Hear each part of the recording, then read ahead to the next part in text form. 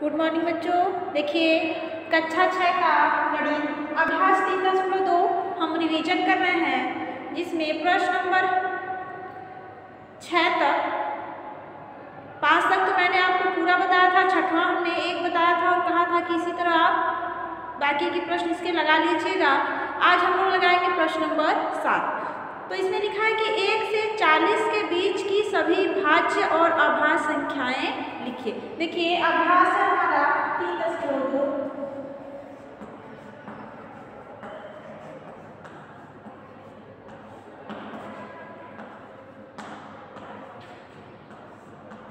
अभ्यास 3.2 प्रश्न नंबर 7 दिख रहा है।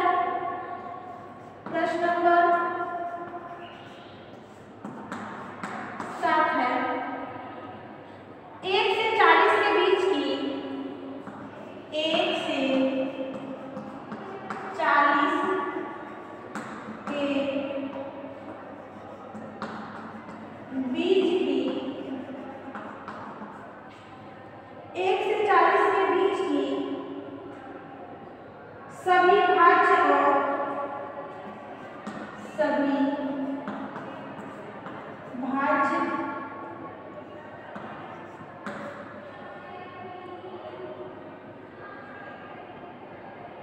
भाज्य और अभाज्य संख्याएं लिखिए। भाज्य और अभाज्य,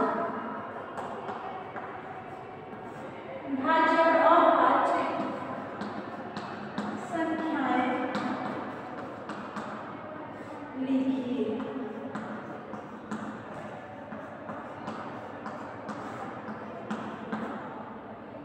भाज्य और अभाज्य संख्याएं लिखिए। प्रश्न हमारा आगे 1 से 40 के बीच की सभी भाज्य और अभाज्य संख्याएं लिखिए। अब देखिए 1 से 40 के बीच की जितनी भी संख्याएं हैं उसमें हमें देखना है कि कौन सी संख्या भाज्य है और कौन सी संख्या अभाज्य है। तो भाज्य और अभाज्य की परिभाषा पहले हमें पता होना चाहिए, जो हमने आपको बताया है। भाज्य संख्या ऐसी संख्याएं जो एक और स्वयं के अलावा, ऐसी संख्याएं जो एक और स्वयं के अलावा अन्य संख्याओं से भी कटे, मतलब जिनका गुणनखंड 2 से अधिक हो, जिनका गुणनखंड 2 से अधिक हो, वो भाज्य संख्याएं कहलाती हैं। अभाज्य संख्याएं ऐसी संख्याएं जो केवल एक और स्वयं से कटे, ऐसी संख्याएं जो केवल एक और स्वयं से कटे, वो क्या कहलाएंगी? अभाज्य संख्याएं। या फिर ऐसी संख्याएं जिनका गुणनखंड केवल 2 हो। तो 2 गुणनखंड होने का मतलब 1 रहेगा और फिर वो संख्या स्वयं रहेगी जिस संख्या का हमें भाज्य और अभाज्य जांच करना है। ठीक है, तो ये हो गई हमारी परिभाषा। अब हम करेंगे 1 से 40 तक के अंकों के भाज्य और अभाज्य की जांच। ठीक है, तो देखिए एक सबसे पहले ही आपको बताया गया था इसमें, जब हम भाज्य और अभाज्य संख्या की परिभाषा पढ़ रहे थे, तो एक न तो भाज्य है और न ही अभाज्य संख्या है। ठीक है, अब हम लिखेंगे एक न तो भाज्य है और न ही अभाज्य है, तो हो गया हमारा 2। क्या बचा हमारा? 2। तो देखिए 2, तो 2 सबसे छोटी अभाज्य संख्या होती है, ये हमने पढ़ा था। तो 2 देखिए 1 से कटेगा और स्वयं 2 से कटेगा। जो 2 है हमारा 1 से कटेगा और स्वयं 2 से कटेगा, तो ये हो गई कौन सी संख्या? अभाज्य संख्या। फिर है हमारा 3, तो 3 हम लिखेंगे 3 1 से कटेगा और स्वयं 3 से कटेगा। 3 1 से कटेगा और फिर 3 से कटेगा, ये भी हो गई हमारी अभाज्य संख्या। फिर है हमारा 4। अब देखिए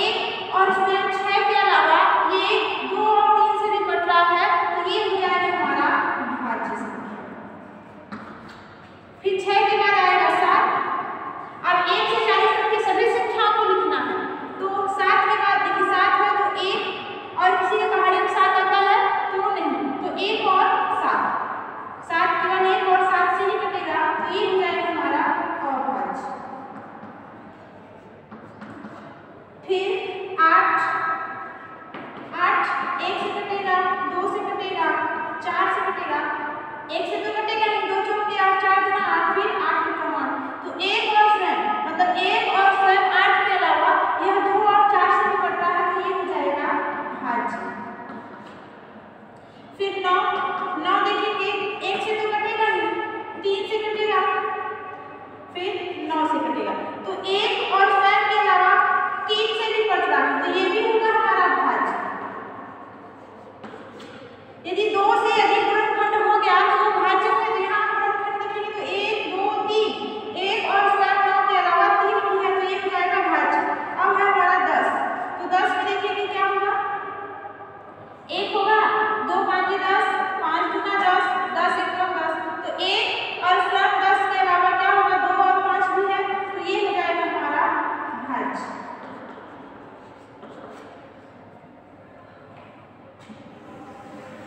अब आगे हम देखते हैं, ये तो हो गया 10, फिर है हमारा 11 की जांच हम करेंगे तो 11 का गुणनखंड क्या होगा, 1 से कटेगा या फिर 11 से कटेगा, तो ये हो जाएगा हमारा अभाज्य। क्या हो जाएगा, ये अभाज्य।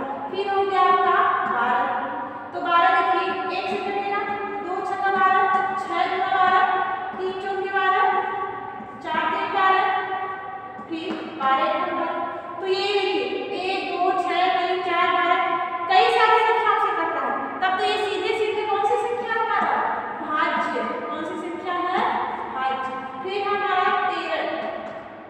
13 देखिए 1 से कटेगा और स्वयं 13 से कटेगा, क्योंकि 13 किसी के पहाड़े में नहीं आता, तो ये हो जाएगा हमारा अभाज्य। और फिर है 14, तो 14 देखिए 1 से कटेगा, 2 7 14, 7 14, 14 से भी कटेगा, तो देखिए 1 और स्वयं 14 के अलावा 2 और 7 भी हो, तो ये भी हो जाएगा हमारा भाज्य संख्या। फिर 14 के बाद 15, देखिए 1 से कटे, 1 तो सब में रहेगा और स्वयं संख्या रहेगी, 1 15 तो रहेगा ही, इसके अलावा देखिए किससे कटता है, किसके पहाड़े में कट जाता है, 3 के पहाड़े में 3, 5 के पहाड़े में कट जाता है और 15 के पहाड़े में कट जाता है, तो 1 और स्वयं 15 के अलावा क्या हो गया, 3 और 5 हो गया, तो ये भी हो जाएगा हमारा भाज्य संख्या। 15 के बाद हो जाएगा हमारा 16 देखिए 1 से कटेगा, 2 से कटेगा, 2 8 16, फिर 4 चौके 16, फिर 8 दूना 16, 16 1 16, देखिए 1 और स्वयं 16 के अलावा 2 से कटा, 4 से कटा, 8 से कटा, तो ये भी हो जाएगा हमारा भाज्य। क्या हो जाएगा, भाज्य। फिर 16 के बाद 17, तो देखिए 17 1 और केवल 17 से कटेगा, तो ये हो जाएगा हमारा अभाज्य। फिर है 18, तो देखिए 1 से कटेगा, 2 9 18, 3 छक्का 18, 6 दूना 18, 9 दूना 18, 18 1 18, तो ये 1 और स्वयं 18 के अलावा 2 से कटा, 3 से कटा, 6 से कटा, 9 से कटा, तब 2 से अधिक गुणनखंड हो गए इसके, ये हो जाएगा हमारा भाज्य। क्या हो जाएगा, भाज्य। फिर है हमारा 19, देखिए 19, तो 1 से कटेगा, 19 के बाद 19 से कटेगा, तो ये हो जाएगा हमारा अभाज्य। फिर है 20 देखते हैं, तो 1 से कटेगा, 2 दहा 20, 10 दूना 20, 4 5 20, 5 चौके 20, ठीक है, फिर 20 1 20, ये सारी संख्याएं आए। पहले हम 10 भाज्य करते हैं, 4 से कटेगा, 5 से कटेगा, 10 से कटेगा, 20 से कटेगा, तो 1 और 20 स्वयं के अलावा 2 से कटा, 4 से कटा, 5 से कटा, 10 से कटा, तो ये हो जाएगा हमारा भाज्य। कौन सी संख्या हो जाएगा, भाज्य संख्या। तो ये हमने लिखा 1 से 20 तक, अभी आपको 40 तक चेक करना, ठीक है, तो इतना लगा लीजिए, फिर हम 21 से शुरू करते हैं, इतना लगा लीजिए।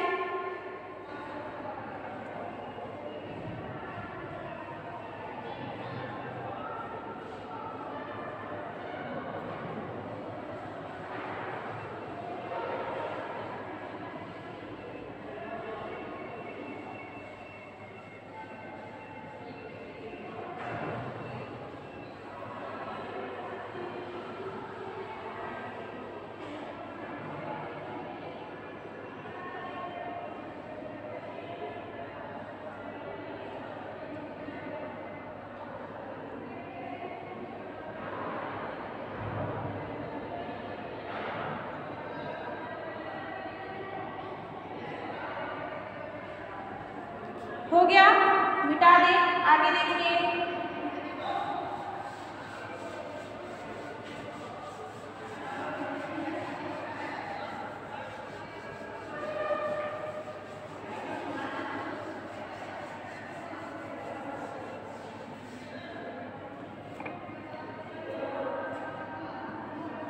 देखिए 21 अब 21 देखेंगे किससे किससे कटेगा। 2 से अधिक यदि गुणनखंड हो गए तब तो ये हो जाएगा भाज्य, और 2 से मतलब केवल 2 गुणनखंड हुए तो क्या हो जाएंगे ये अभाज्य। तो देखिए 21 1 से कटेगा, फिर 3 से कटेगा, 7 से कटेगा, 3 7 21 होता है, 7 में 21 होता है, फिर 21 से 21 कर देते हैं। तो देखिए यहाँ पे 1 और 7 इसके अलावा 3 और 7 से भी कटा, तो ये हो जाएगा हमारा भाज्य। क्या हो जाएगा भाज्य। 21 के बाद 22, तो देखिए 1 से कटा, 2 से कटा, 2 एकम 2, 2 एकम 2, 11 गुना 22, 11 से कटेगा, 22 से कटेगा, 22 गुना 22, तो ये भी हो जाएगा हमारा भाज्य। 2 से अधिक गुणनखंड मिले तो तुरंत आप उसको भाज्य लिखिए, ठीक है। अब ये हो जाएगा 23 हमारा। तो अब देखिए 23 1 से कटेगा, और किसी और की पहाड़ी में 23 आता है तो 23 और किसी पहाड़ी में नहीं आता, तो ये हो जाएगा 23 एकम 23, तो ये हो जाएगा हमारा अभाज्य। ये हो जाएगा आपका अभाज्य। 23 के बाद हो जाएगा 24, तो 24 देखिए 1 2 से भी कटेगा, 2 एकम 2, 2 दूना 4, 3 8 24, 8 दूना 24, ठीक है। अब देखिए 12 दूना 24, 4 से भी देखिए बीच में 4 भी लिख लीजिएगा, 4 से भी कटेगा, 4 से 24, चलिए हम लिख देते हैं 1 2 3 हो गया, फिर 4 से कटेगा, 6 से कटेगा, फिर 8 से कटेगा, फिर 12 से कटेगा, 24 से कटेगा। देखिए एक तो रहेगा, ये सब में रहेगा, 2 से कटा, 2 एकम 2, 2 दूना 4, अब ये हो गया 3 8 24, और 4 6 24, 6 चौका 24, 8 3 24, 12 दूना 24, 24 एकम 24, ठीक है। तो ये एक और स्वयं के अलावा इतनी सारी संख्याओं से कट रहा है, तब तो इसे पूछना ही नहीं है, ये तो सीधे सीधे हो जाएगा आपका क्या भाज्य। क्या हो जाएगा भाज्य। अब देखिए 24 के बाद आता है 25, 25 देखिए 1 से तो कटेगा, अब 5 बचे 25, और किसी से कटेगा तो 25 एकम 25। देखिए अब क्या करेंगे इसे, 1 और स्वयं 25 के अलावा 5 से कट रहा है, तो इसकी गुणनखंड 2 से अधिक है, तो ये हो जाएगा हमारा भाज्य। 25 के बाद होता है क्या 26, 26 में देखिए 1 से कटेगा, और उसके बाद 2 एकम 2, 2 3 6, 2 से भी कट जाएगा, फिर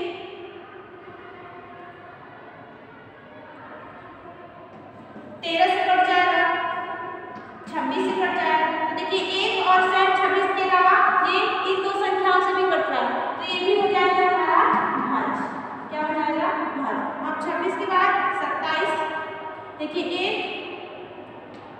तो फिर 3 9 27, 9 3 27, ठीक है, 27 एकम 27। तो देखिए 1 और स्वयं 27 के अलावा 3 और 9 से भी कट रहा है, ये भी हो जाएगा हमारा भाज्य। 27 के बाद होता है 28, देखिए 28 1 से कटेगा, 2 एकम 2, 2 चौके 8 14 दूना 28, फिर 2 से कटेगा, मतलब फिर 14 से काट देते हैं, तो 7 से भी कटेगा, 14 से कटेगा, फिर 28 से कटेगा। तो देखिए 1 और स्वयं 28 के अलावा 2 7 14 तो ये भी हो जाएगा हमारा भाज्य। क्या हो जाएगा भाज्य। 28 के बाद 29, देखिए 1 और किसी की पहाड़ी में 29 आता है तो नहीं, तो 29 केवल 29 से कटेगा, तो ये हो जाएगा हमारा अभाज्य। ये हो जाएगा अभाज्य। 29 के बाद 30, तो देखिए 1 से कटेगा, फिर 2 से कटेगा, 2 से काटेंगे तो 2 एकम 2, 2 दहा में 20, फिर 3 से कटेगा,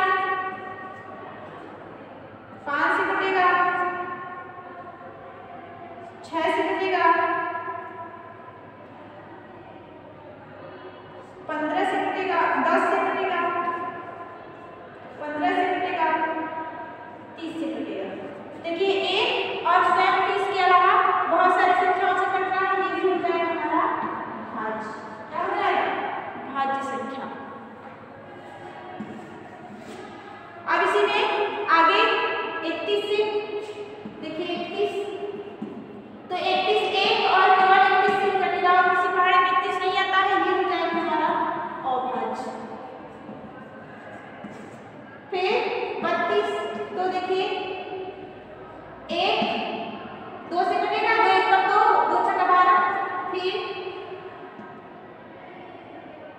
4 से कटेगा, 8 से कटेगा,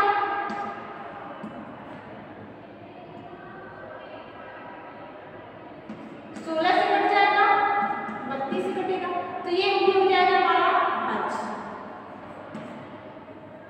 इसी तरह आसानी से आप सभी संख्याओं का लिख सकते हैं, ठीक है।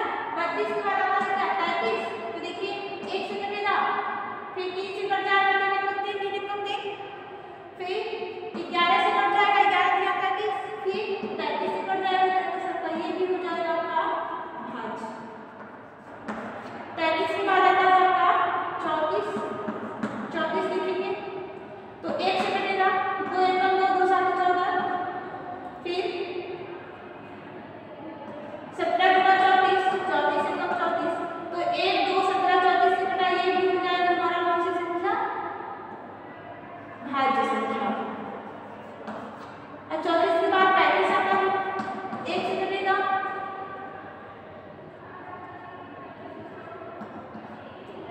फिर 1 के बाद 5 से कटेगा, 7 से कटेगा, फिर 35 से कटेगा, ये भी हो जाएगा हमारा भाज्य संख्या। 35 के बाद 36 आता है, 36 पे देखेंगे 1 से कटेगा, 2 1 2 2 8 16, 2 से कटेगा, फिर 4 से कट जाएगा, 9 से कट जाएगा,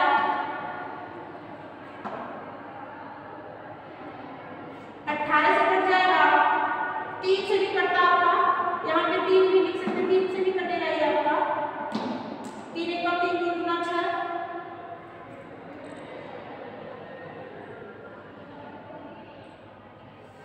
देखिए 12 से भी कटेगा, 18 से कट रहा था, 36 से भी कटेगा, ये हो जाएगा हमारा भाज्य। फिर 36 के बाद 37, अब 37 देखिए 1 से तो कटेगा और उसी पहाड़ 37 आता है तो नहीं, 37 से कम 37, तो ये हो जाएगा हमारा अभाज्य। 37 के बाद 38, 1 से कटेगा, 2 से कटेगा, 2 1 2 2 9 18, फिर 2 से कटा है ना, 2 से तो 19 से भी कट जाएगा आपका, 38 से भी कट जाएगा, ये हो जाएगा हमारा भाज्य, ये हो जाएगा भाज्य। 38 के बाद 39, देखिए 1 से कटेगा, 3 से कटेगा, 3 1 3 3 3 9, 13 के बाद 39, 13 से कट जाएगा, 39 से भी कट जाएगा, ये हो जाएगा हमारा भाज्य। फिर 40, 1 से काट लिए, 2 से भी कटेगा,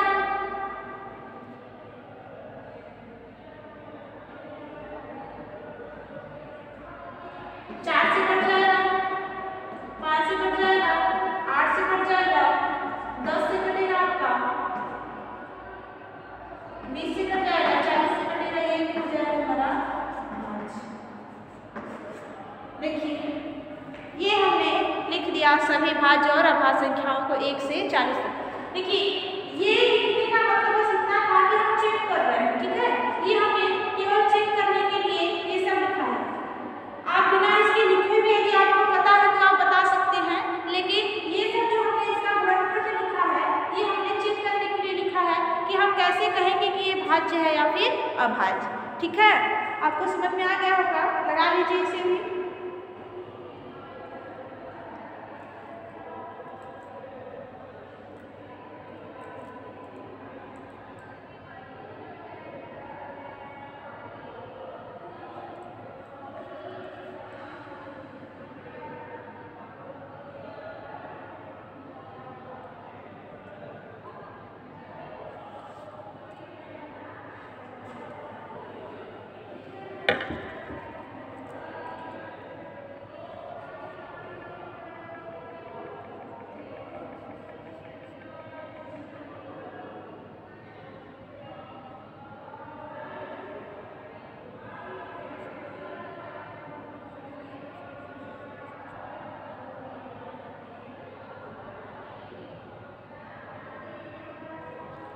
हो गया, मिटा दें।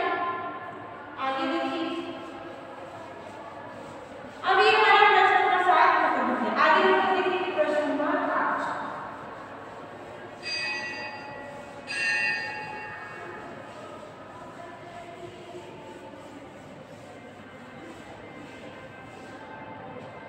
देखिए प्रश्न नंबर 8 कह रहा है कि निम्नलिखित में से सत्य या असत्य कथन छांटिए। तो प्रश्न नंबर 8 है हमारा,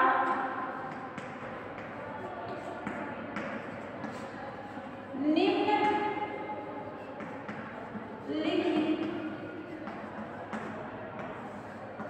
में से सत्य या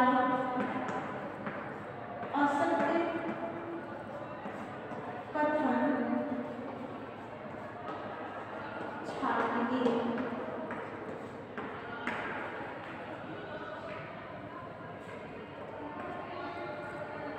देखिए पहला क्या कह रहा है, सभी सम संख्या भाज्य होती है। कह सभी सम संख्या भाज्य होती। तो देखिए कारण जो सभी सम संख्या होती है भाज्य भी होती है, तो ऐसा क्या जरूरी है, हम इसे चेक कर सकते हैं। देखिए ऐसे सम संख्या ऐसी संख्या है जो 2 से पूरा पूरा कट जाए, तो सभी सम संख्या भाज्य भी होती है। तो देखिए जैसे मान लीजिए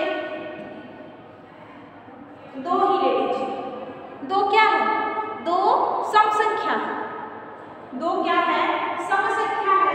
तो क्या 2 भाज्य भी है? 2 में हम 2 से भाग देते हैं तो ये 2 एक कम 2 तो कट गया पूरा। लेकिन यदि हम 2 का खंड करें, इसका जो खंड होना चाहिए भाज्य होने के लिए 2 से अधिक होना चाहिए, 1 से भी कटे और स्वयं 2 से कटे, उसके अलावा अन्य किसी संख्या से भी कटना चाहिए।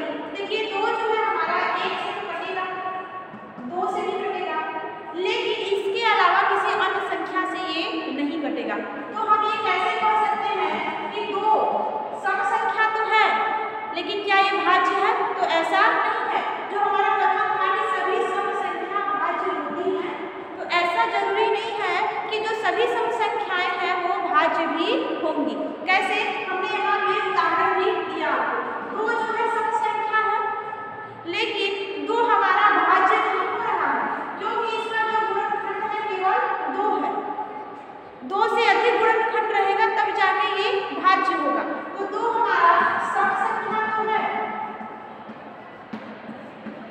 सम संख्या है, लेकिन 2 भाज्य नहीं है, भाज्य नहीं है। 2 क्या है हमारा, अभाज्य संख्या। तो ये जो कथन है ये क्या है हमारा, गलत है। अब दूसरा देखिए क्या कह रहा है, दूसरा कह रहा है कि सभी अभाज्य संख्याएं विषम होती हैं। दूसरा कह रहा है कि सभी अभाज्य संख्याएं विषम होती हैं। अब देखिए अभाज्य संख्या, क्या सभी अभाज्य संख्याएं विषम भी होती हैं? तो देख लेते हैं हम लोग। जैसे मान लीजिए 9, 9 क्या है, भाज्य है या फिर अभाज्य? जो 9 है हमारा ये तो है क्या, आपका भाज्य संख्या, ये तो है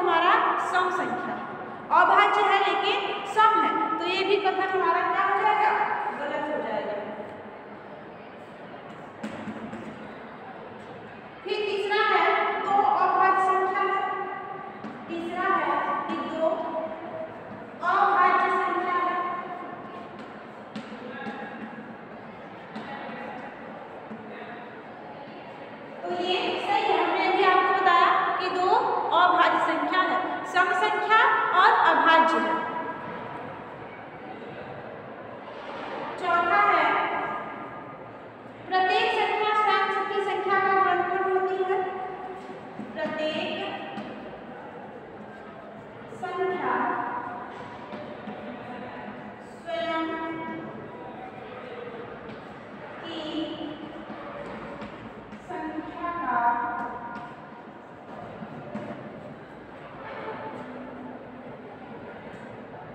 गुणनखंड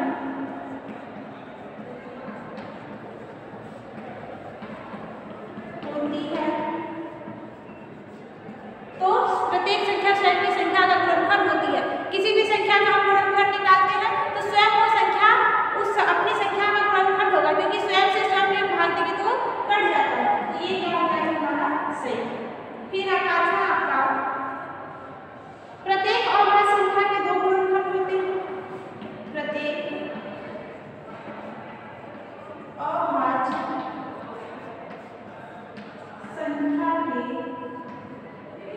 दो गुणनखंड होते हैं। प्रत्येक अभाज्य संख्या के दो गुणनखंड होते हैं, तो ये बिल्कुल सही है, क्योंकि प्रत्येक अभाज्य संख्या के दो गुणनखंड एक और फिर स्वयं वह संख्या।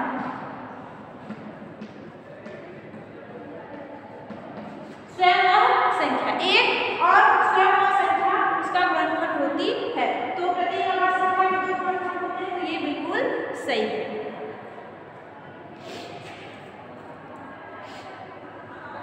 अब हमारा प्रश्न नंबर 9 था कि ऐसी संख्या ज्ञात कीजिए, ऐसी संख्या ज्ञात कीजिए जो प्रत्येक संख्या का गुणनखंड हो। तो ऐसी कौन सी संख्या है जो प्रत्येक संख्या का गुणनखंड है? तो ऐसी संख्या है आपका 9, ऐसी संख्या है आपका 1।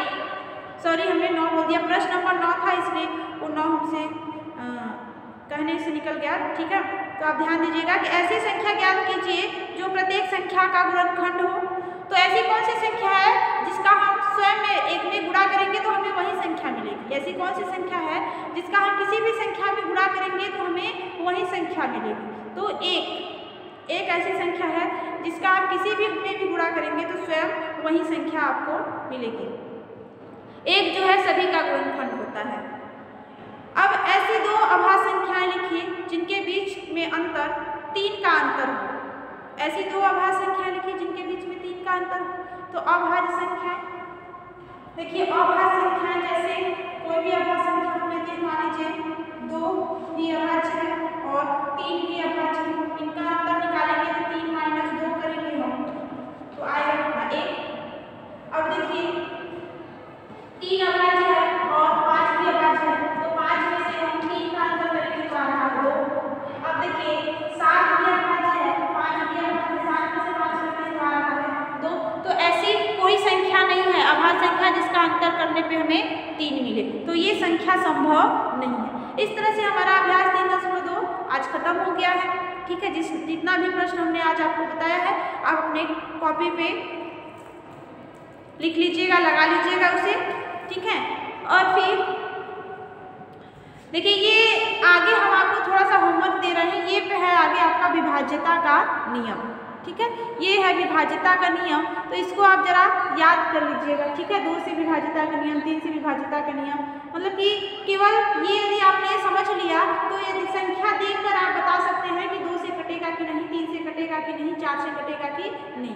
ठीक है, तो ये हमें 12 तक का विभाज्यता का नियम दिया है। 2 से, 3 से, 4 से, 5 से, 6 से, 7, 8, 9, 10, 11, 12 तक की विभाज्यता का नियम दिया हुआ है, जिसको आप पढ़िएगा। आगे हम कल लगाएंगे अभ्यास 3.3। आज के लिए इतना ही। बाय बच्चों।